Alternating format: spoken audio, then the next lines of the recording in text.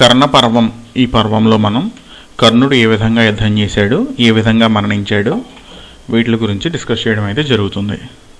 కర్ణుడు టోటల్గా ద్రోణుడు మరణించిన తర్వాత కర్ణుడు సర్వసైన్యాధ్యక్షుడవుతాడు. తర్వాత 2 రోజుల పాటు యుద్ధం చేస్తాడు. మొదటి రోజు కుంతీదేవి తన తల్లికి ఇచ్చినటువంటి మాట ప్రకారం తన కొడుకుల్ని చంపినా సరే ధర్మరాజు, భీముడు, నకులుడు, సహదేవుణ్ణి ప్రాణాలతో వదిలేస్తాడు.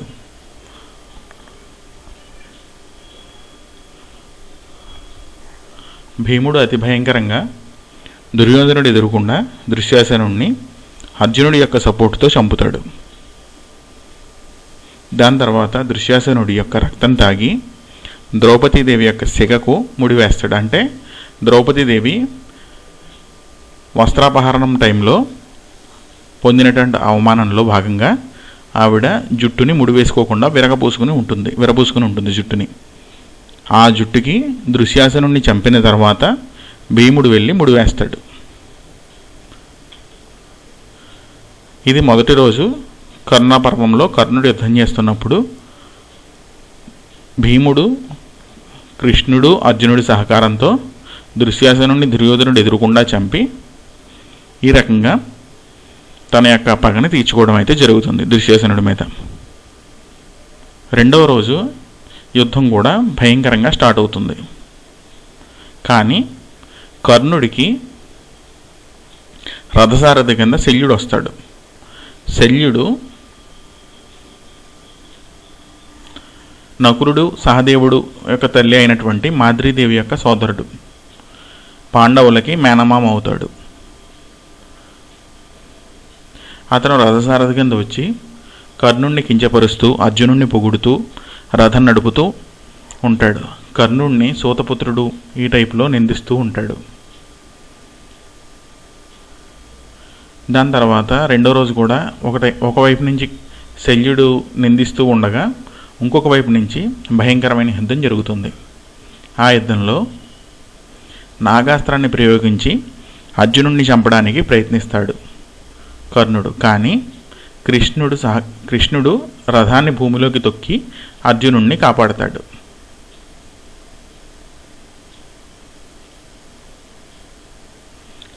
సేమ్ టైంలో శల్యుడు కర్ణుడిని తిడుతూ కించపరుస్తూ రథసారథ్యం చేస్తాడు. ఈ రకంగా యుద్ధం జరుగుతూ ఉండగా, భయంకరమైన యుద్ధం జరుగుతూ ఉండగా, కర్ణుడికి ఉన్న శాపాల కారణంగా కర్ణుడి అంత్యదశలో కర్ణుడికి ఏ విధమైన అస్త్రశస్త్రాలు కూడా గుర్తురావు. సేమ్ టైం కర్ణుడి యొక్క రథం భూమిలోకి దిగిపోతుంది. ఆ శాపాలన్నీ కలిసి రావడం వల్ల కర్ణుడి రథం భూమిలోకి దిగిపోతుంది. రథాన్ని పైకి ఎత్తడానికి శల్యుడు సహాయం చేయడు. అప్పుడు కర్ణుడు రథాన్ని ఎత్తుతూ ఉండగా అర్జునుడు యుద్ధం చేస్తాడు. కృష్ణుడు చెప్పాడని అర్జునుడు యుద్ధం చేస్తూ ఉంటాడు. కర్ణుడు నేల మీద ఉంటాడు, అర్జునుడు రథం మీద ఉంటాడు. ఆ టైంలో కర్ణుడి యొక్క అస్త్రశస్త్రాలను కూడా మతిమరుపు వల్ల మర్చిపోతాడు. అది కూడా కర్ణుడికున్న ఒక శాపం. అప్పుడు కృష్ణుడు చెప్పగా అర్జునుడు పాశుపత అస్త్రాన్ని కర్ణుడి మీదకి ప్రయోగిస్తాడు. కర్ణుడు మరణిస్తాడు. కానీ మరణించడానికి ముందర కర్ణుడు తన చివరి క్షణంలో తన యొక్క బంగారపు పన్నుని కృష్ణుడికి దానం కింద ఇస్తాడు. కృష్ణుడు పేద బ్రాహ్మణుడి వేషంలో వెళ్ళి కర్ణుడిని సహాయం అడగగా చనిపోతున్న సమయంలో కూడా కృష్ణుడికి తన యొక్క బంగారపు పన్నుని దానం కింద ఇస్తాడు.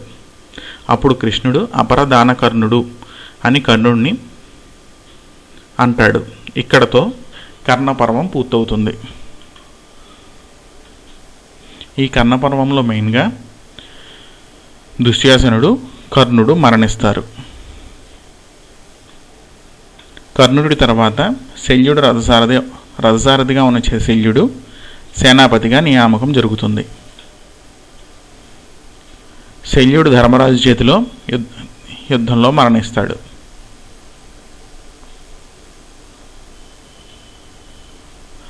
ఆ యుద్ధంలోనే సాలువుడు కూడా మరణిస్తాడు.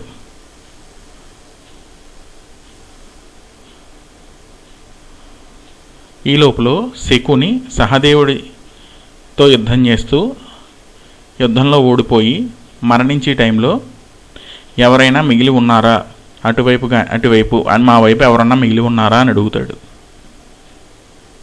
సహదేవుడు లేదు, దుర్యోధనుడు ఒకడే మిగిలి ఉన్నాడు అని చెప్పిన వెంటనే శకుని చాలా ఆనందంగా తన యొక్క పగ తీరింది అంటూ నవ్వుతూ తను చనిపోతాడు. తర్వాత శకుని కుమారుడు ఉలూకుడు కూడా యుద్ధానికి వచ్చి ఆ యుద్ధంలో మరణిస్తాడు. ఈ రకంగా కర్ణుడిని మోసం చేసినటువంటి శల్యుడు, మొత్తం మహాభారతం యుద్ధానికి కారణమైన శకుని ఒకే రోజున మరణిస్తారు. వీరితో పాటు సాలువుడు, శకుని కుమారుడు ఉలూకుడు కూడా మరణిస్తారు. చివరికి దుర్యోధనుడు ఒకడే మిగులుతాడు ఆ కౌరవులలో. అందరూ చనిపోయారన్న విరక్తితో ద్వైపాయనం అనే ఒక సరస్సులో జలస్తంభన విద్య ద్వారా సరస్సు లోపలికి వెళ్ళి ఉంటాడు దుర్యోధనుడు. దుర్యోధనుడిని బయటికి తీసుకురావడానికి పాండవులు ఎంతగానో ప్రయత్నిస్తారు, కానీ తీసుకురాలేరు. ఆ సమయంలో ధర్మరాజు కావాలంటే అర్ధరాజ్యం పాడేస్తాను, పరిపాలించుకో, కానీ శరణు కోరాలి, శరణు కోరితే నీకు అర్ధరాజ్యం పాడేస్తాను అని అనడం వల్ల దుర్యోధనుడు చాలా కోపంతో బయటకు వస్తాడు. దాని తర్వాత పాండవులలో ఎవరితోనైనా యుద్ధం చేసి గెలిస్తే రాజ్యాన్ని తనకు వదిలేస్తానని ధర్మరాజు చెప్తాడు. వెంటనే దుర్యోధనుడు తనని ఎవరో చంపలేరు, పాండవుల్లో భీముడు తప్ప, చనిపోతే భీముడి చేతిలో చనిపోవాలి, లేకపోతే తన చేతిలో భీముడు చనిపోతాడు. ఎందుకంటే వీరు 5 పంచ బలవంతులు మహావీరుల్లో భీముడు దుర్యోధనుడు కూడా ఉంటారు. సో ఆ విషయం దుర్యోధనుడికి తెలిసిన యుద్ధంలో సమబుద్ధితోటి చేయాలని భీముడితో యుద్ధానికి సిద్ధంగా అమ్మంటాడు. అప్పుడు భీముడు దుర్యోధనుడు యుద్ధం మొదలు పెడతారు. భీముడు ఓడిపోయే పరిస్థితుల్లో దుర్యోధనుడి తొడలపైన కొట్టి, అది యాక్చువల్గా ఆ టైప్లో కొట్టకూడదు, అది దొంగ దెబ్బతో సమానం, ఆ రకంగా కొట్టి దుర్యోధనుడిని ఓడిస్తాడు, చంపుతాడు కూడా. ఆ రకంగా భీముడు దుర్యోధనుడి తొడల మీద కొట్టి దుర్యోధనుడిని చంపుతాడు. ఇదంతా తీర్థయాత్రల నుంచి వచ్చినటువంటి బలరాముడు చూసి భీముడిని అసహించుకుని దుర్యోధనుడిని పొగిడి వెళ్ళిపోతాడు. ఈ రకంగా కురుక్షేత్ర యుద్ధం సమాప్తమవుతుంది. ఈ మహాభారత మొత్తం యుద్ధాన్ని కురుక్షేత్ర యుద్ధం అంటారు. అది మొత్తం సమాప్తం, యుద్ధం అక్కడితో అవుతుంది. ఈ యుద్ధం మొత్తాన్ని సంజయుడు వ్యాసుడు ఇచ్చిన వరం ద్వారా ధృతరాష్ట్రుడికి, గాంధారికి వాళ్ళ యొక్క అంతఃపురంలో తెలుపుతాడు. సంజయుడికి తను ఎక్కడ ఉన్నా సరే అక్కడ జరుగుతున్న యుద్ధం కనబడుతూ ఉంటుంది. ఈ వరాన్ని వేదవ్యాసుడు సంజయుడికి ఇస్తాడు. ఈ రకంగా మొత్తం టోటల్గా 18 రోజుల యుద్ధం జరుగుతుంది. భీష్ముడు 10 రోజుల యుద్ధం, ద్రోణుడు 5 రోజుల యుద్ధం, కర్ణుడు 2 రోజులు, మిగతా వారందరూ కలిపి 1 రోజు. ఈ రకంగా 18 రోజుల యుద్ధం జరుగుతుంది. ఇది ప్రపంచంలో అప్పటిదాకా ప్రపంచంలో జరిగిన అతిపెద్ద యుద్ధంగా కూడా పేర్కొనబడింది. ఈ యుద్ధం గురించి దేవలోకంలో వివరించడానికి నారదుడిని నియమించారు. అలాగే పితృలోకంలో ఈ యుద్ధం గురించి వివరించడానికి దేవల మహర్షిని నియమించారు. గరుడ గంధర్వ లోకాలలో సుఖ మహర్షిని నియమించారు. సర్పలోకంలో సుమంతుడిని నియమించారు. సుమంతుడు అనేటటువంటి ఒక సర్పాన్ని సర్పలోకంలో యుద్ధం గురించి చెప్పడానికి నియమించడం జరిగింది. భూలోకంలో వైశంపాయనుడు అనేటటువంటి ఒక మహర్షిని నియమించారు. ఈ రకంగా కొంతమందిని కొన్ని చోట్ల ఈ యుద్ధం గురించి చెప్పడానికి నియమించడం జరిగింది. వీళ్ళ పేర్లు అయితే గుర్తుపెట్టుకోవాల్సిన అవసరం అయితే ఉంది. ఎవరు ఎన్ని రోజులు యుద్ధం చేశారనేది కూడా గుర్తుపెట్టుకోవాలి. ఇక్కడతో ఈ శల్యపర్వంతో మహాభారతం మొత్తంలో జరిగినటువంటి అతిపెద్ద యుద్ధం కురుక్షేత్ర యుద్ధం ఇక్కడతో ముగుస్తుంది. తర్వాత సౌత్పిక పర్వం, ఇది పర్వ పర్వం. దీనిలో యుద్ధం అయిపోయింది, ఎక్కడికి అవ్వాలి అక్కడికి వెళ్ళిపోతున్నారు. ఈ టైంలో కౌరవుల వైపు కృప, అశ్వత్థామ, కృతవర్మలు ప్రాణంతో మిగులుతారు. కృపాచార్యుడు, అశ్వత్థామ, కృతవర్మ. వీళ్ళు ముగ్గురు ప్రాణాలతో మిగులుతారు.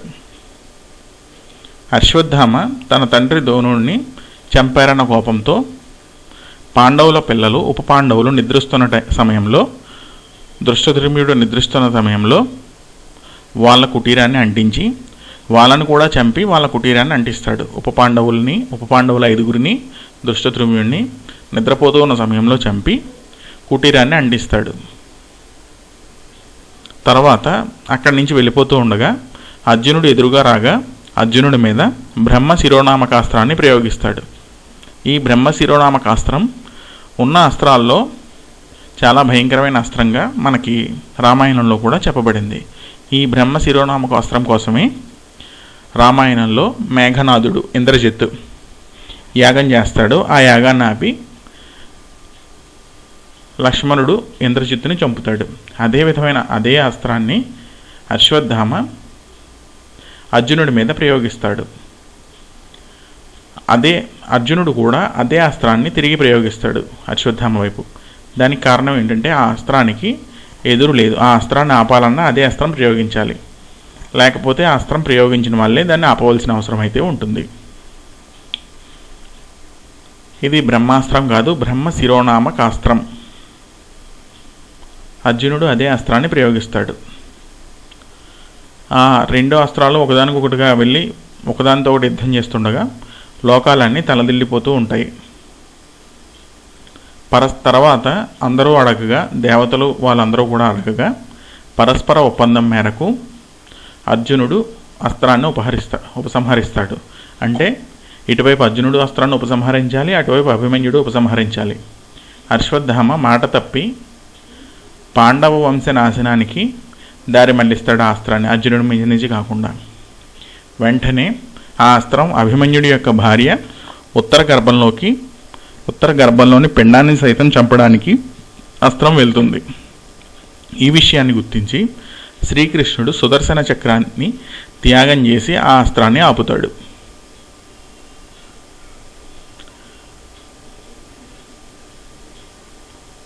దాని తర్వాత అశ్వత్థామని అత్యంత దుర్భరంగా కుళ్ళిపోయినటువంటి శరీరంతో బతకమని చావు లేకుండా శపిస్తారు.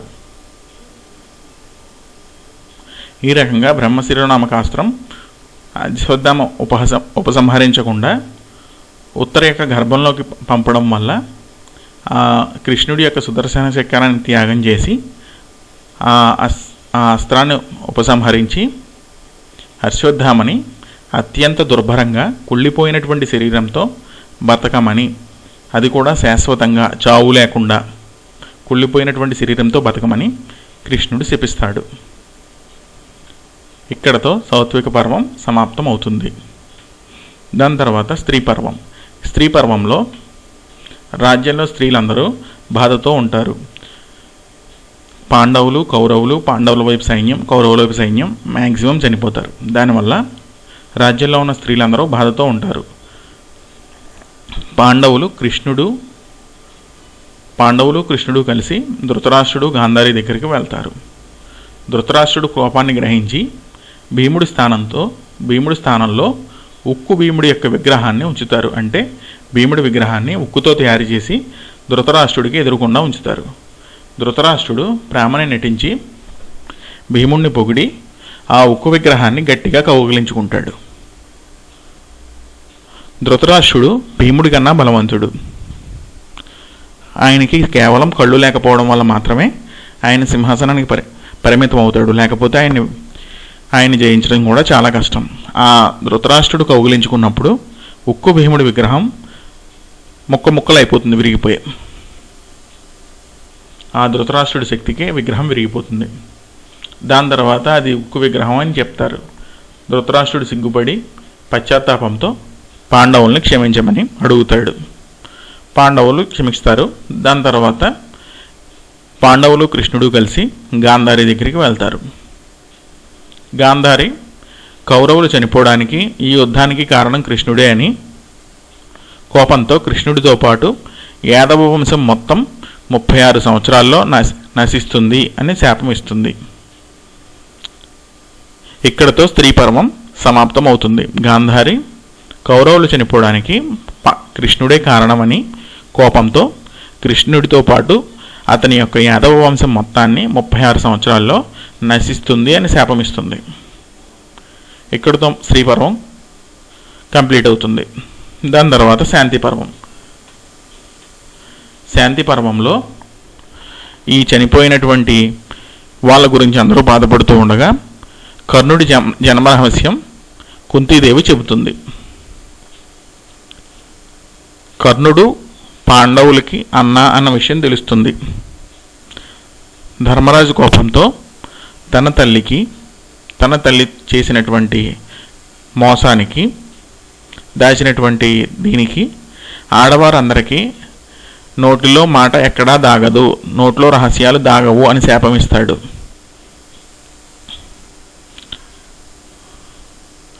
దాని తర్వాత ధర్మరాజు యొక్క పరిపాలన ప్రారంభమవుతుంది. భీష్ముడి యొక్క స్వచ్ఛంద మరణం అనేటటువంటి వరం ఉందన్న వల్ల ఉత్తరాయణ పుణ్యకాలం కోసం వేచి చూస్తూ ఉంటాడు. ఇక్కడతో శాంతి పర్వం కంప్లీట్ అవుతుంది. అనుశాసనిక పర్వం. అనుశాసనిక పర్వంలో భీష్ముడు ఉత్తరాయణ పుణ్యకాలం కోసం వేచి చూస్తూ ఉండగా భీష్ముడి దగ్గరికి ధర్మరాజు ధర్మ సందేహాలు తీర్చుకోవడానికి బయలుదేరతాడు. ధర్మరాజుకి ధర్మ సందేహాలన్నీ తీర్చి శివ విష్ణు సహస్రనామ స్తోత్రాలని ఉపదేశిస్తాడు. ధర్మరాజుకి రాజ్య పరిపాలన ఎలా చేయాలి అనేటటువంటి సలహాలు ఇస్తాడు. దాని తర్వాత ఉత్తరాయణ పుణ్యకాలంలో ఏకాదశి కోసం భీష్ముడు బతికి ఉంటాడు. ఆ ఏకాదశినే భీష్ముడు చనిపోయినటువంటి ఏకాదశిని భీష్మ ఏకాదశి అంటారు. ఆ భీష్మ ఏకాదశి నాడు భీముడు ప్రాణత్యాగం చేస్తాడు. ఇక్కడతో అనుశాసనిక పర్వం పూర్తవుతుంది. అశ్వమేధ పర్వం. అశ్వమేధ పర్వంలో ధర్మరాజు తప్పు చేశాం అనే భావనతో ఉండగా వేదవ్యాసుడు వచ్చి అశ్వమేధ యాగం చేయమని సలహా ఇస్తాడు. అప్పుడు ధర్మరాజు అశ్వాన్ని వదులుతాడు. అర్జునుడిని సైన్యాధ్యక్షుడిగా యాగరక్షకుడిగా ఉండమని చెప్తారు. అర్జునుడు అలాగే అనేక రాజ్యాలను జయిస్తాడు. తర్వాత అర్జునుడికి చిత్రాంగదకి పుట్టినటువంటి కుమారుడు బభ్రువాహనుడి చేతిలో ఓడిపోతాడు. అంతేకాకుండా ఆ బభ్రువాహనుడి దెబ్బకి మొదట్లోనే కుప్పకూలిపోయి మరణిస్తాడు. అప్పుడు అర్జునుడి యొక్క భార్య నాగకన్య, ఉలూపి అనేటటువంటి నాగకన్య సంజీవిని తీసుకొచ్చి అర్జునుడిని బతికించి బభ్రువాహనుడికి తన తండ్రి అర్జునుడే అని నిజాన్ని చెప్తుంది. ఉలూపి చిత్రాంగదకు స్నేహితురాలు. చిత్రాంగద అర్జునుడి యొక్క భార్య, ఉలూపి కూడా అర్జునుడి యొక్క భార్యే. ఆ రకంగా బభ్రువాహనుడు తన తండ్రి అని తెలుసుకుని అర్జునుడిని క్షమించమని అడిగి అర్జునుడికి సహాయంగా ఉంటాడు. దాని తర్వాత అశ్వమేధ యాగం పూర్తవుతుంది. అశ్వమేధ పర్వం కూడా పూర్తవుతుంది. దాని తర్వాత ఆశ్రమవాస పర్వం. కుంతి, గాంధారి, ధృతరాష్ట్రుడు వానప్రస్థం అనేటటువంటి అడవికి బయలుదేరతారు. అక్కడ ఆశ్రమంలో ఉంటారు. దీనినే ఆశ్రమవాస పర్వం అంటారు. అక్కడ 3 సంవత్సరాల పాటు బతికిన తర్వాత యోగనిష్ట అనేటటువంటి ఒక పద్ధతి ద్వారా ప్రాణాలను విడుస్తారు. ఈ ఆశ్రమవాస పర్వంలో మెయిన్గా వానప్రస్థం, యోగనిష్ట అనేటటువంటి వాటిని మెయిన్గా గుర్తుంచుకోవాల్సిన అవసరం అయితే ఉంటుంది. మౌసల పర్వం. యాదవ వంశంలో గాంధారి శాపం వల్ల ముసలం పుడుతుంది. ఆ ముసలాన్ని అరగదీస్తారు. ఈ మౌసల పర్వం, ఈ ముసలం, దీన్ని బట్టే ఈ ముసలం అనే దాని ద్వారానే తెలుగులో వాళ్ళ ఇంట్లో ముసలం పుట్టింది ఇలా సామెతలు అయితే వస్తాయి. వంశనాశనం కోసం ముసలం పుట్టింది, ఈ టైప్లో మన వాళ్ళు తెలుగు సామెతల కింద అంటూ ఉంటారు. ముసలము అంటే రాయి అని కొన్ని చోట్ల, రుబ్బురోల్ని రుబ్బేటటువంటి రాయి అని కొన్ని చోట్ల, రుబ్బురోల్ని రుబ్బేటటువంటి కర్ర అని కొన్ని చోట్ల అయితే ఉంది. ఆ ముసలాన్ని అరగదీసి బయట పాడేస్తారు. కానీ గాంధారి శాపం వల్ల యాదవ వంశం నాశనం అవ్వడం ప్రారంభమవుతుంది. వాళ్ళలో వాళ్ళకి వచ్చినటువంటి అంతర్గత గొడవల వల్ల కూడా వాళ్ళ వంశం నాశనం అవుతుంది. ఈ లోపులో ఒక బోయవాడు ఆ అరగదీసినటువంటి ముసలం చిన్న భాగాన్ని వీళ్ళు బయట వదిలేస్తారు. ఆ భాగం దొరికి ఆ భాగాన్ని కొంచెం ఇంకా చెక్కి దాన్ని బాణానికి కట్టి ఆ బాణాన్ని కృష్ణుడి మీదకి వదులుతాడు. ఆ కృష్ణుడిని దూరం నుంచి చూసి జంతువు అనుకుని వదులుతాడు. కృష్ణుడి యొక్క బొటన వేలికి ఆ బాణం తగిలి కృష్ణుడు మరణిస్తాడు. ఆ రకంగా గాంధారి యొక్క శాపంతో కృష్ణుడు సమస్త యాదవ వంశం నాశనం అవుతుంది. కృష్ణుడు చనిపోయిన తర్వాత ద్వారక కూడా సముద్రంలో మునిగిపోతుంది. ఇక్కడతో మౌసల పర్వం పూర్తవుతుంది.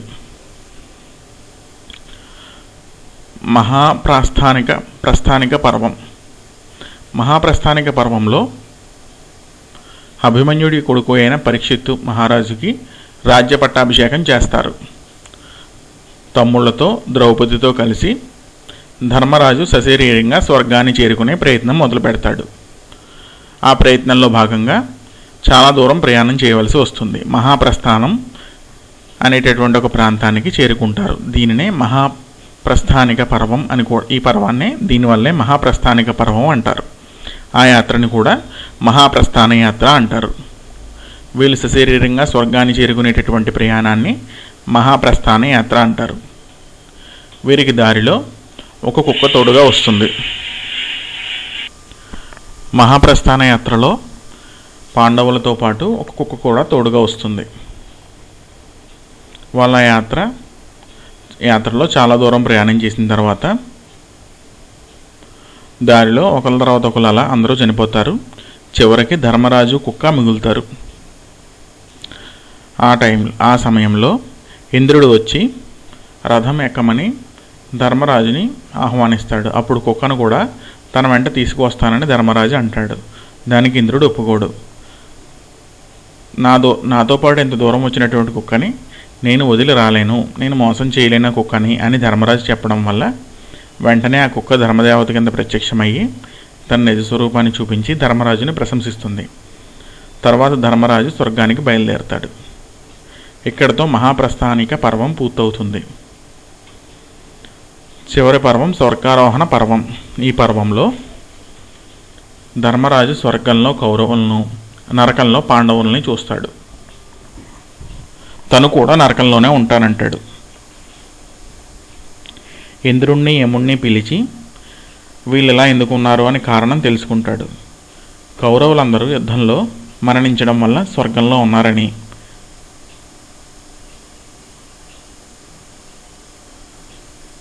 పాండవులు యుద్ధంలో గెలవడం, దాని తర్వాత అందరూ కావాలని చనిపోవడం వల్ల నరకంలో ఉన్నారని తెలుసుకుని తను కూడా నరకంలో ఉంటానని చెప్తాడు.